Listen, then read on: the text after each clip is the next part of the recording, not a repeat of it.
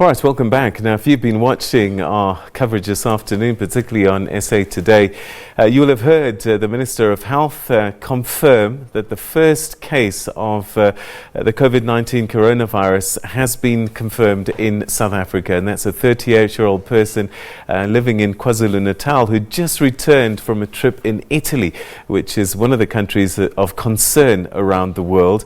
To tell us a little bit more about what happens now, we're now joined via Skype by Professor Wolfgang Preiser, who is the head of Medical Virology at the Stellenbosch University. Thanks so much for joining us, Prof.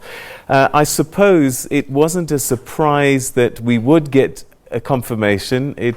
People were saying it's not so much if, but when. That is absolutely correct. I'm not surprised. I think it was just a question of what's happening internationally. I think it was becoming increasingly likely that somebody would land on our shores that was somewhere else.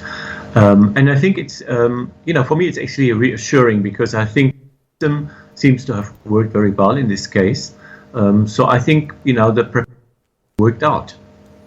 All right, so what happens now typically when one case has been detected? There were all these preparations were put into play. What does South Africa do next? So I think at this stage, because it's an individual case, it's all about identifying others that were in the same party and may likewise have been exposed, and will then be put under quarantine.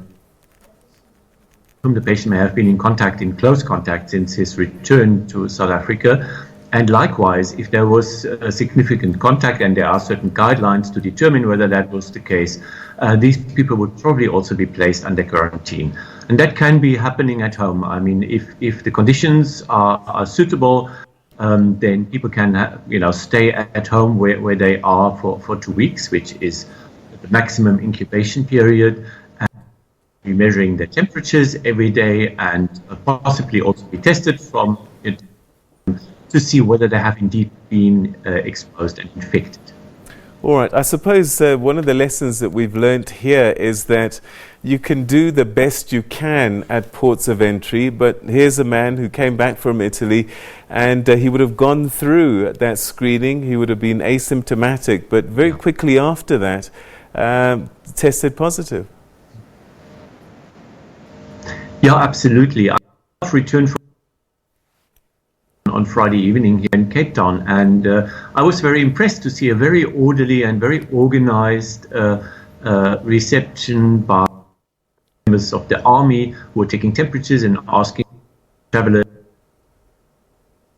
We are very well aware that this only goes that far. So somebody is recently infected and does not yet have a fever, he would obviously not pick them. Exclude that somebody may have been, just connecting from another area. And an additional problem is that more and more areas are seeing localized transmission. For example, Seattle is now one of the hotspots. They've had transmission apparently going on for a few weeks, and they hadn't noticed. Challenge, and looking at other countries and how they struggle, I think can be quite happy the measures taken in South Africa and how they've worked out so far. All right, so I guess South Africans are probably watching the news, hearing the stories about other countries. I'm just wondering, we don't need to panic as yet, right? Absolutely. I think panic is never advisable, because people are doing, silly things, they don't think clearly.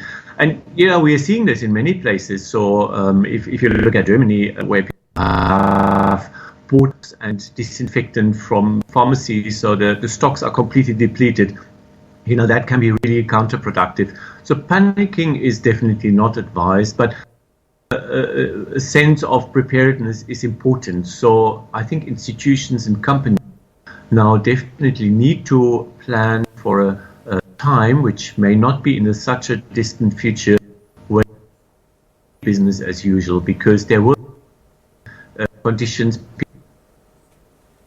So think of ways out of that or around it, like having staff work from home, maybe limiting meetings. All those matters may count. All right, Prof, we're going to have to leave it there, but thanks very much indeed for your insights, and I have a feeling we'll be chatting a bit more over the coming days and weeks. Thanks so much indeed for your time.